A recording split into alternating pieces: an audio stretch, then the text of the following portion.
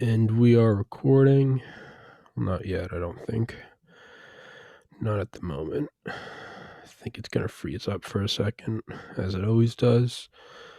Logic for quality, and we're good. So let's start recording.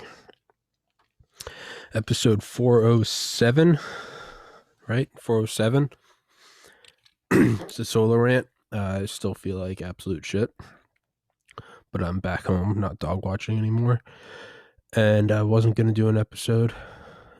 And was listening to an audiobook. Annie Jacobson is one of my favorite authors. Her new book, First Platoon, all about like biometrics and shit. But it got my brain turning, and I was sitting here playing Just Cause, listening to it, and I was like, I kind of want to just talk about it. And yeah, I mean, if it's not a good episode, then lesson learned. You know, when I'm not feeling good, take time off. But oh yeah, and also as anyone saw what I posted yesterday,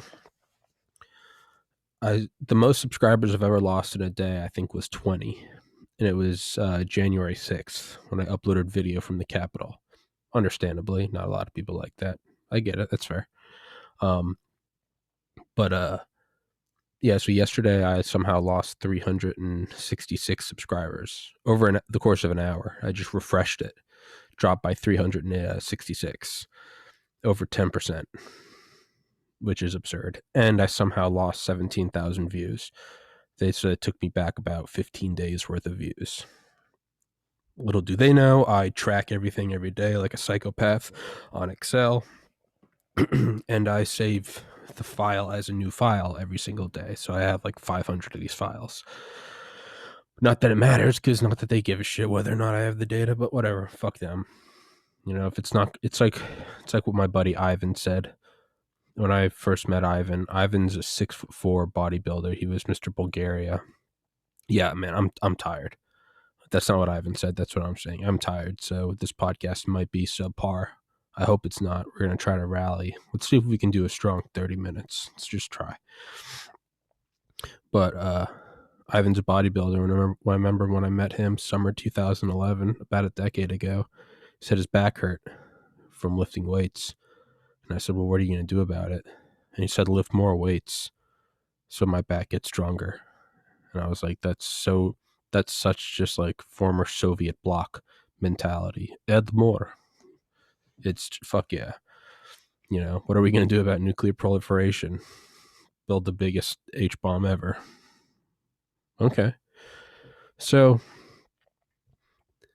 you know, there's not much I can do. There's nothing I can do. And to quote the great Tim Dillon, don't make your channel about being suppressed and being censored. It's a thing, and it's a thing that does happen. But address it and then move on to the next thing. Just walking around saying "woe is me," that's not fun for anyone to listen to. That's not. No one wants to tune into that. So with that, let's fuck off and jump into the new thing. I want to talk about like predictions for what I think society seems to be going in. This isn't some philosophical or I'm 14 and this is deep type thing.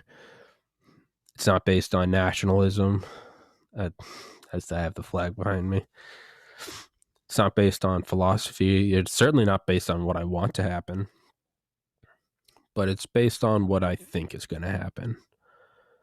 And really, there's two divisions.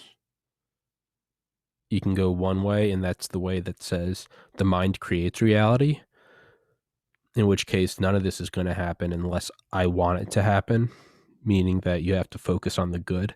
Even if you don't believe the good's going to happen, you just still say it to yourself until it comes true. And then the other is if that's not how reality works, if that's, you know, if there isn't some quantum physics double slit experiment effect on reality. So right there's a bifurcation. Like Alan Watts said, there's only one philosophical question, whether or not to commit suicide. Everything else stems from, did you go left or right?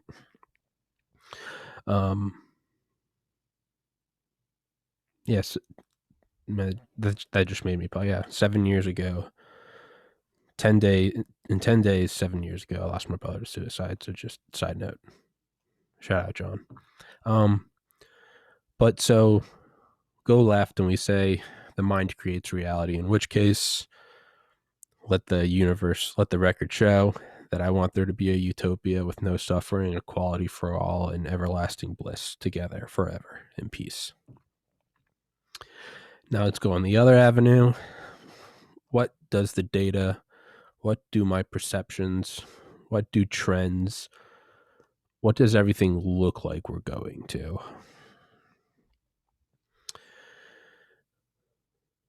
Well, what we already have is the manipulation of social media, right? And Operation Mockingbird, and then obviously there's a new generation of media, I guess, clearinghouses. You'd say Twitter, Instagram, Facebook, YouTube, maybe Snapchat, TikTok, right? And it's very easy for the government to control 6 CEOs. It's a lot easier for them to control 6 CEOs than it is for them to control 60,000 different avenues. It's like how AT&T got to avoid an antitrust lawsuit in the 70s, I think.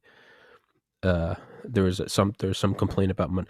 Man, I've got this. Look at that wave of hair, that calic. Jesus Christ, it looks like a crashing wave. That legitimately looks like a rooster tail. That looks retarded. I never realized just how stupid that looked. It just blows up. Shit's dumb as shit, man. But AT&T was able to avoid an antitrust lawsuit in the 70s, as per Garrett Graff's Raven Rock, because the Pentagon stepped in and said that would be a direct threat to national security. And it was because AT&T had built this parallel communications backbone. It had, I think, 5 tiers of prioritized communications between basically like the power elite, going from like brigadier generals all the way up to the president. And they had these different, and it was independent of the communications backbones for us peons. So it wasn't just a different network, like a classified Verizon or something. It was an actual separate, telephone poles, like an independent system. They're able to avoid that breakup. It wasn't stated why. Maybe behind closed doors it was, but it was just stated that you can't break up AT&T because that would be a direct threat to national security. And that gap tooth is getting crazy. But so yeah, like why isn't like Google, being broken up for an antitrust thing, right? It seems that they have overwhelming sway over our perception of reality, especially now with COVID. Not now with COVID, it's April 5th, 2021. But more than ever, we are getting our reality truly through our screens and only our screens. I mean, that's normally like a boomer trope, like, hey, just get off your screen. But now it truly is the case where it's like, that is where, I mean, mandated by law. A lot of it is you can only get your reality through your screen. And you'd think that those companies would be split up. But like AT&T in the 70s, you have to wonder, is it in their best interest? It's like, what is that movie? Sicario, Sicario, about all the cartels and border patrol and shit. And I think in the second one, I've never seen either of them. I've just watched clips though. In the second one, there's like someone from the CIA, like someone from like border patrol, like sees someone, they have like an agency badge, and they're like, what the hell is the CIA doing here? And the CIA is like, it's more peaceful when all the cartels are working together, because then there's only one entity you need to control. It's a bloodbath when you have them all battling against each other. So I mean, could it be said that the power elite, which call it the CIA, but really the whole intelligence community, the military intelligence industrial complex, MIIC, I guess, want it all under control, right? And the importance of social media manipulation is your ability to make the majority believe that the opinions of the minority are the majority. So if me and 5 friends are all in a Suburban and I say who wants to go to McDonald's and 4 friends say me, and I say who wants to go to KFC and 2 friends say me, we all clearly want McDonald's. Those last 2 people might also then be swayed to say, never mind, I want McDonald's, because they want to be part of the group. If we are all separated and only communicating over group text, and everyone votes on a little poll, who wants McDonald's, and then I can manipulate the results to say, so like you might say, I want KFC. I can then manipulate the results so that each person only knows their vote. Maybe they said KFC, or maybe they say McDonald's. And I tell them, okay, I got your vote. So we got 1 vote for McDonald's. By the way, the other 5 guys voted for KFC. Oh, fuck. Okay, then I vote for KFC. But each person, all 6 might have voted for McDonald's.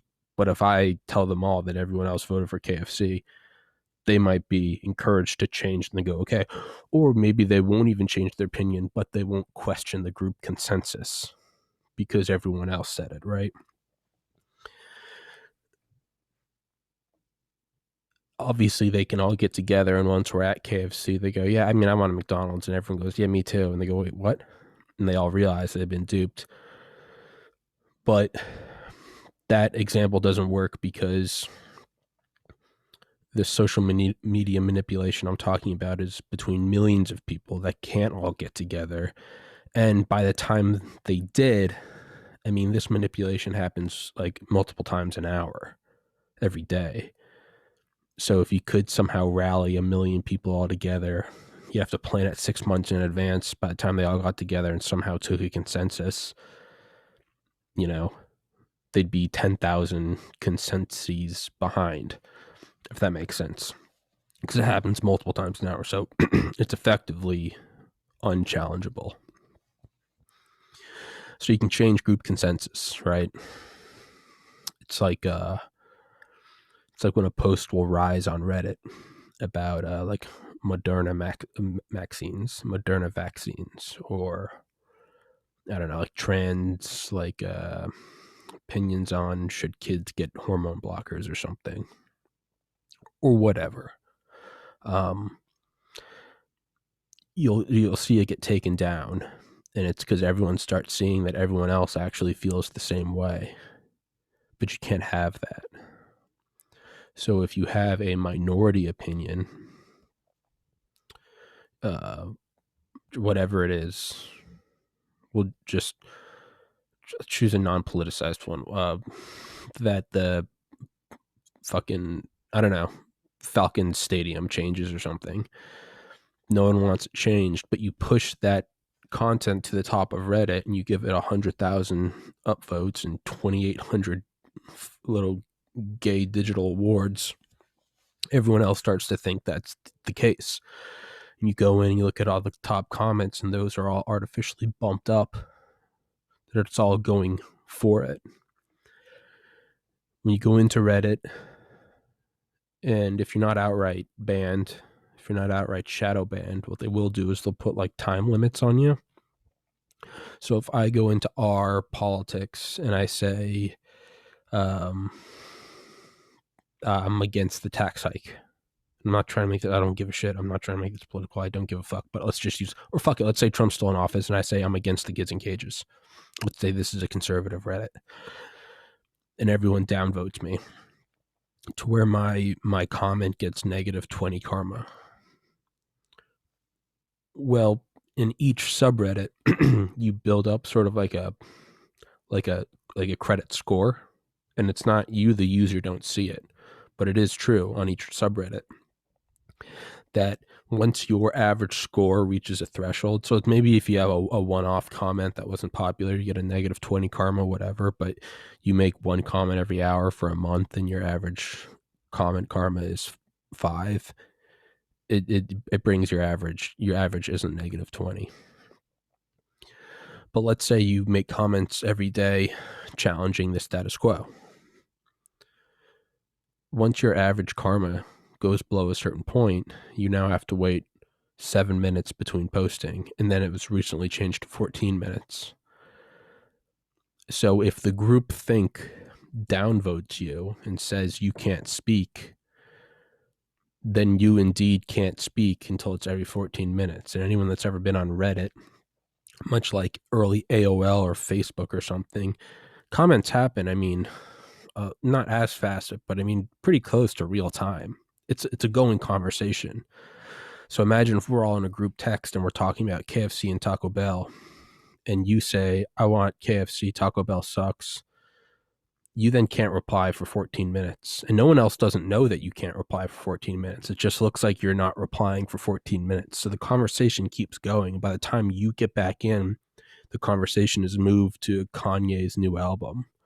By the time you get back in, it's moved to, I don't know, oil reserves in Ukraine, right? So there's this whole way of exclusion and manipulating reality to make people think that this is what other people think. And that's incredibly nefarious, right?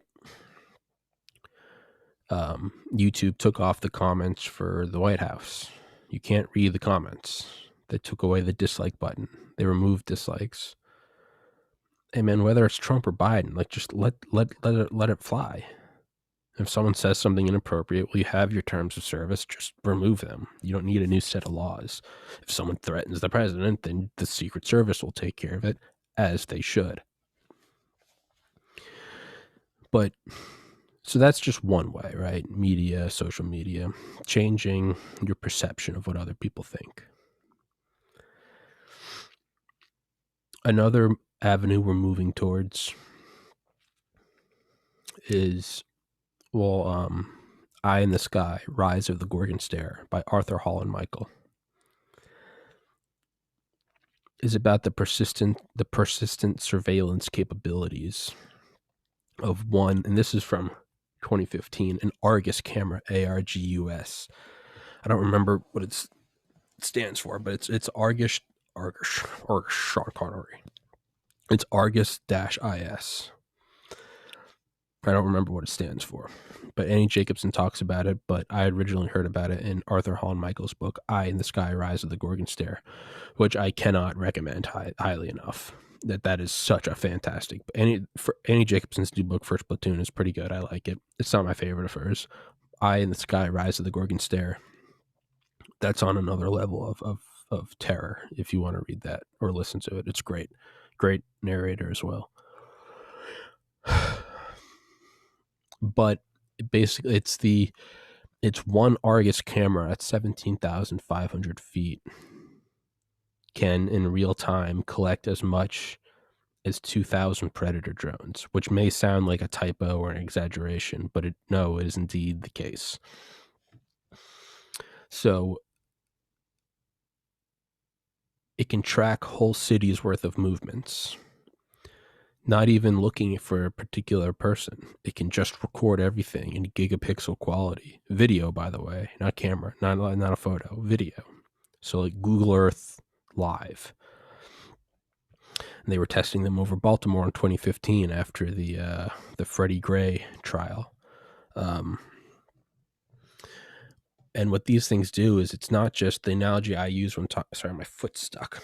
The analogy I use when I talk about I think the program above Argus is called Gorgon Stare, GORGON.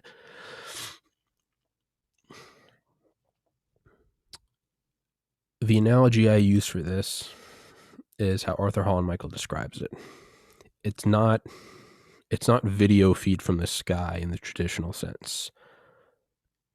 Imagine like a late 90s Cops episode, right? and the guy, crashes the car into the ditch and he gets out and runs. And you see the video overhead, right? And it's an IR video or thermal, and you see it kind of panning around, right? It's always changing because the helicopter is orbiting. So there's always, right, you're looking at a guy, but then a tree gets in the way, and then the house gets in the way. It's always, right? So what the Gorgon Stare does is because you can have a couple of these drones up there, so you get the whole stereoscopic vision. What it does is it's a direct vertical video, and they use software to overlay it onto what looks like a high-resolution map. So what it looks like is more akin to like a petri dish, where you have things that are static, not moving, houses, roads, lawns, fences, whatever, McDonald's.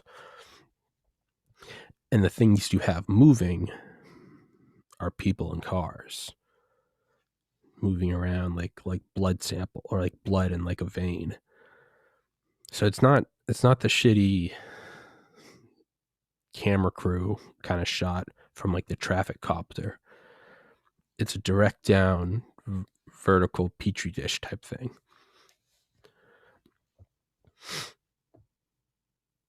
And it can record whole cities like that. Just a couple drones up there. Never got to break the feed. Have another one go up there and fill its spot, and then have one bank off and go refuel. Right? Never break the chain, like Strategic Air Command. You always have one of the E4Bs up in the sky.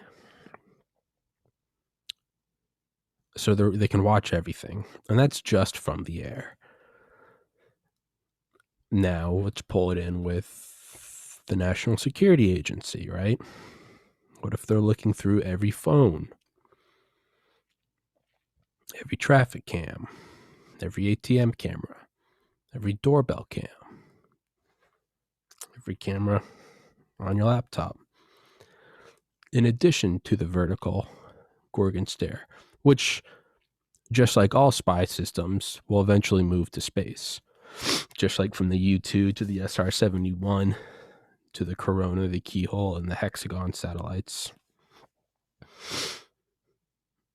This will eventually go into space with the same resolution, high-def video.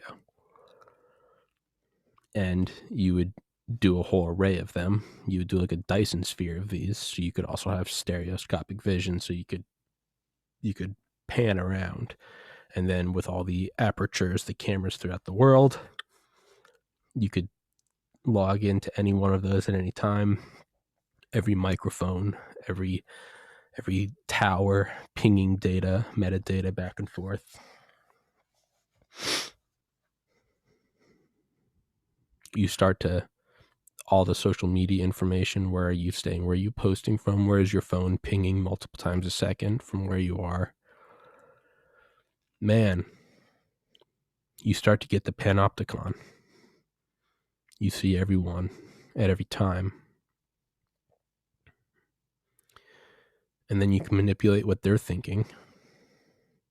And you could watch in real time as you change, for example, like what's trending on YouTube or Instagram or Twitter. You could then, right, and I think they use like predictive software for like riots. They can see like use of hashtags, movement of people walking. They can, I know the Pentagon was working on this like a decade ago, or DARPA, excuse me. Wuhan. But you can kind of predict, almost like Minority Report, like pre-crime.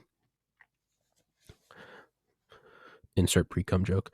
But like pre-crime, you can predict riots, which I can only imagine that software is getting better and better. Whenever this stuff goes offline, you can't find it. It's not that they dropped it. It's that they realized just how good it is and they classified it again.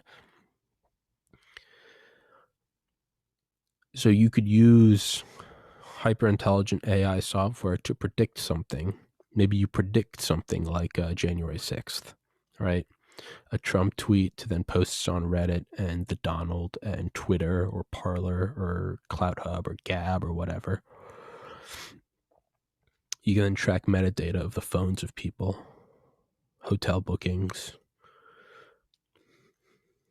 You could then use Gorgon Stare or Argus, which I'm sure was above DC that day. I'm sure there's high def video of everyone there, myself included. Well, you could predict this thing happening. You could then use social media manipulation to offset what's going on in the physical world. You could have people posting on pro-Trump boards. I'm not going to go. This seems like a bad idea. And you'd artificially inflate that to have more upvotes and more supporting comments, and using shadow banning and 14-minute interval delays on people who are for the rally. And you could actually see in real time less people going. Now, it's obviously in its infancy, as far as I'm aware of. It's in its infancy, but I can only imagine that's going to become a well-honed, polished tool.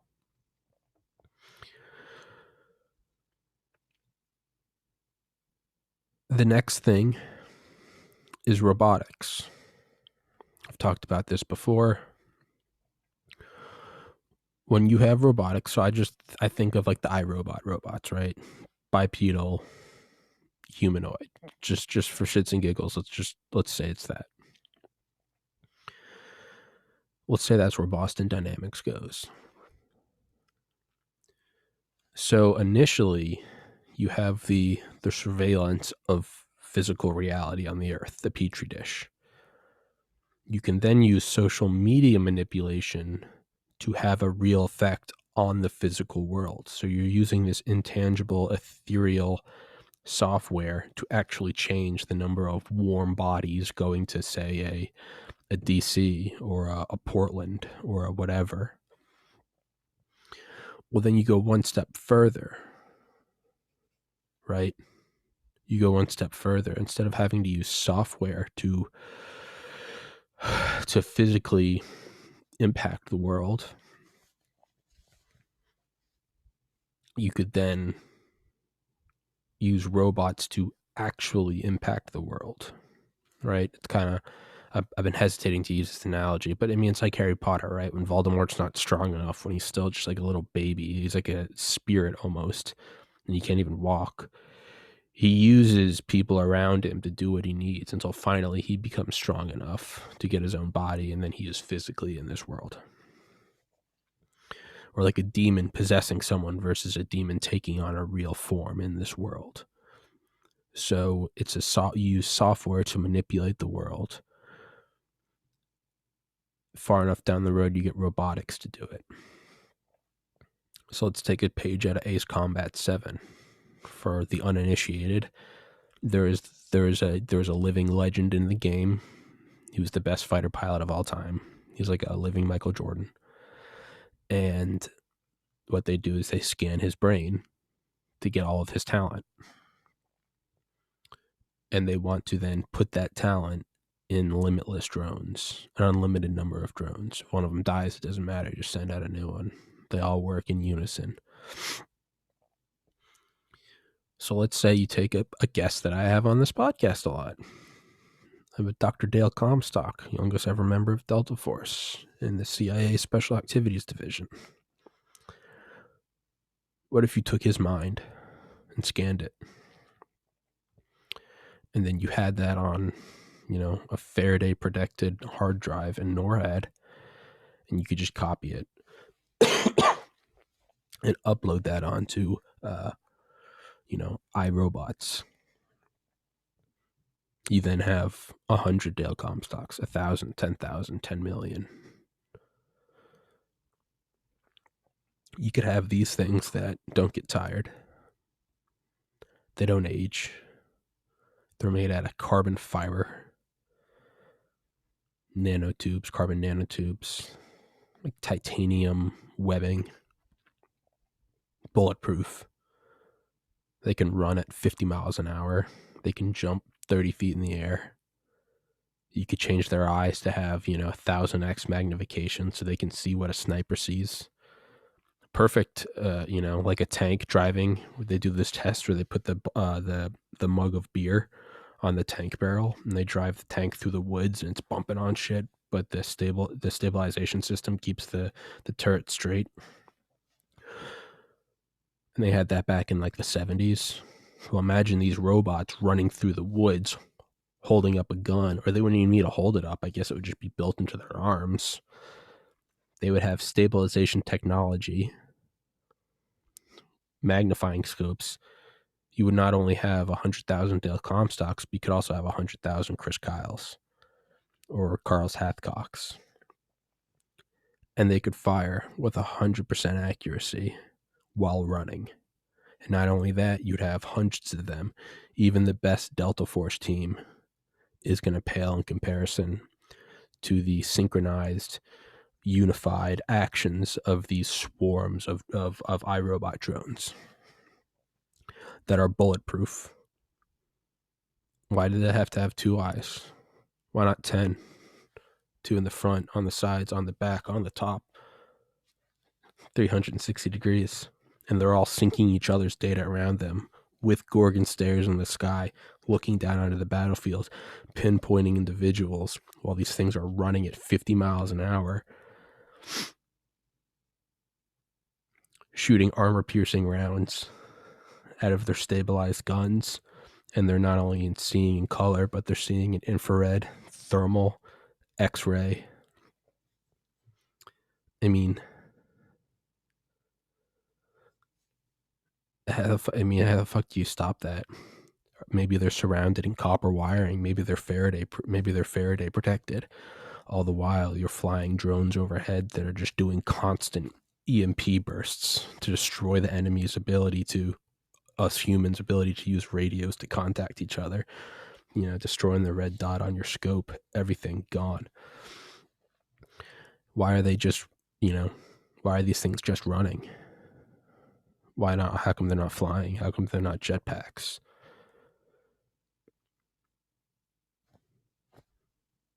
Well, could we plan for them?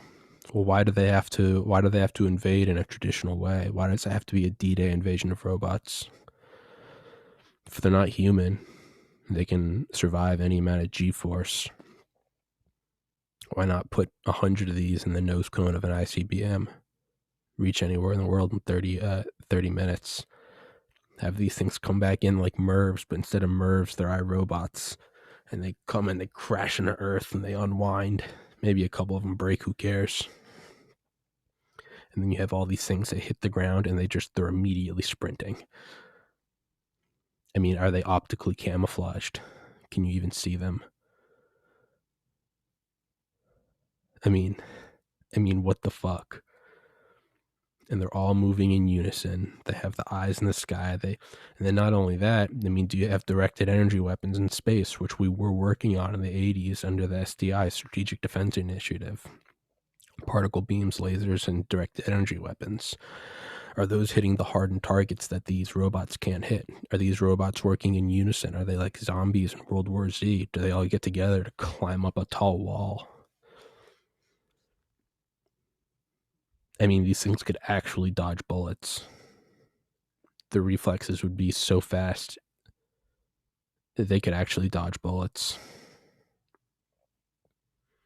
And then we take into account DARPA's their experimental robot they made, ITER, which runs off organic tissue. It can eat a dead body to produce energy. So I don't know, maybe you have these robots. Maybe these robots are powered by, I don't know, if you have a phone, right? All technology gets scaled. So right now you have phones that don't need to be plugged in. You can just put them on wireless chargers. Well, pretty soon we're going to have chargers where you don't even need to put it on, right? It's like you just have to be, it'll be like Wi-Fi. You just walk into the house and your phone starts charging. Well, pretty soon it's going to become not like Wi-Fi, but like a cell network, to where if you're just connected to the network, your phone's charging. To eventually it's going to be like Starlink, to where your phone's just going to be charging anywhere in the world. Maybe these robots are being charged that way. just independent of everything else. They don't need to take in fuel. They don't have fuel cells. Fuck nuclear powered. They get their energy from the sky. Why do they have to be bipedal? Why can't you have, why can't you have big crab like, robots? I don't know, like the size of like, I don't know, the size of an Abrams tank, just driving around picking up all the dead bodies that were killed by the robots, and it burns those into fuel to get rid of the bio waste. I mean,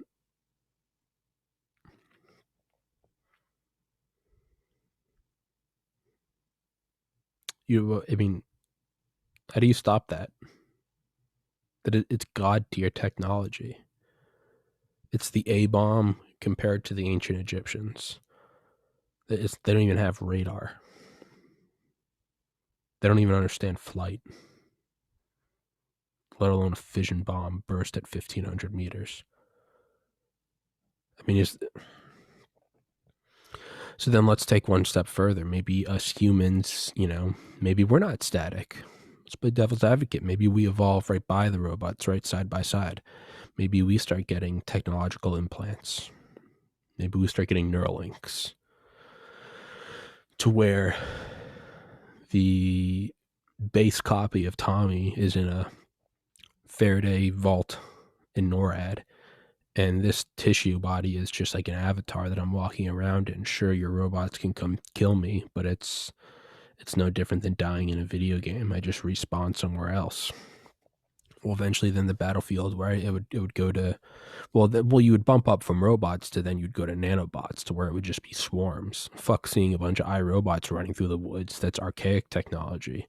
What about an invisible mist of nanoparticulate traveling in the jet stream? I mean, you wouldn't know. It would, but then maybe we go alongside that, right? Maybe we also turn into nanomachines. Well, then eventually it becomes a software battle.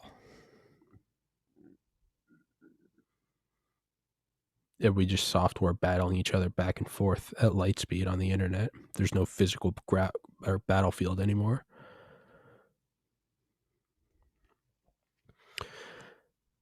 I mean, it's all accelerating.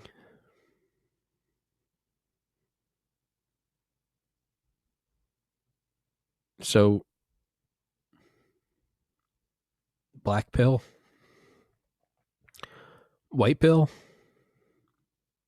we merge with the technology, we find world peace, we join some galactic federation, and we just love each other till the end of time. Black pill, the elite aren't going to flee the planet because they don't give a fuck about climate change. They're not going to try to stop it. Why would they try to stop that? Fuck that. They don't give a shit. It's like when you finish robbing a nation, when you finish raping the treasury, you just move to another nation. You don't try to fix that one. I imagine what they would do is they would release a bioweapon. I mean, was COVID just was that a dress rehearsal? See how nations respond. Were they collecting data from these Gorgon stare programs to see how we, see how travel stopped, see where people, migrated to and then stayed? Do you have thermal vision from orbit and you see most people move to their living rooms during quarantine or some shit? I don't know.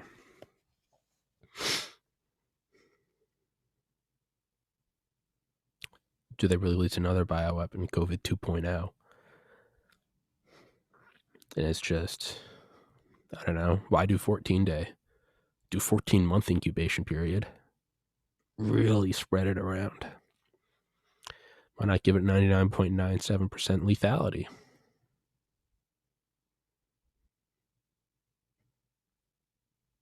I mean,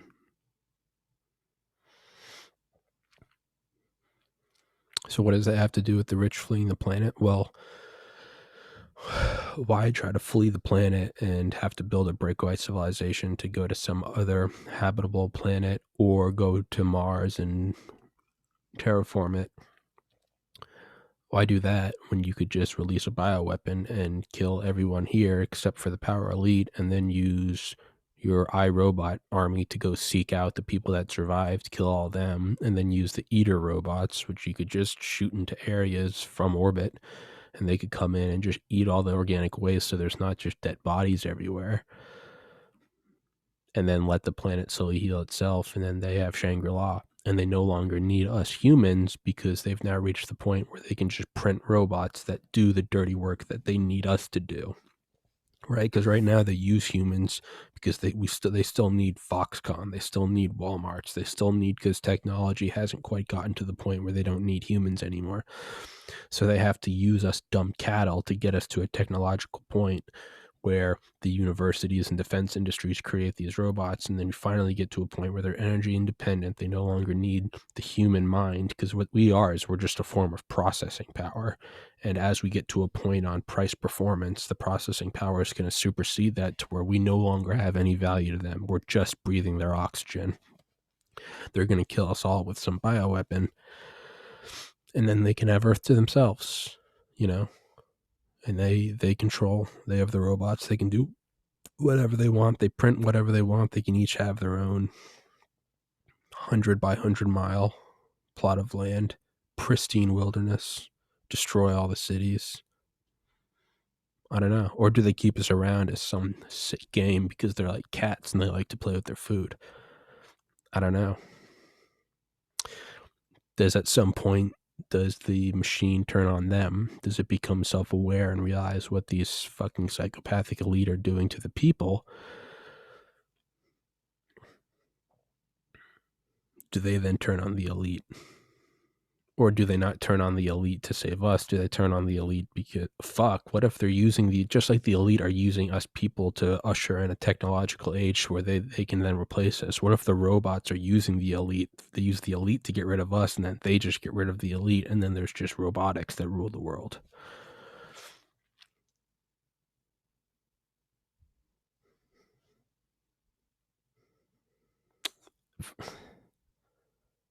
And then there's the idea from Mass Effect where every reason why there's the Fermi paradox and we don't see any other life is because every 50,000 years, Reapers, these big robots called Reapers, scour the galaxy and kill everything, like disinfecting a doctor's office between patients. But instead of every 45 minutes, they just do every 50,000 years. They scour the galaxy of intelligent life, and then they let something build up.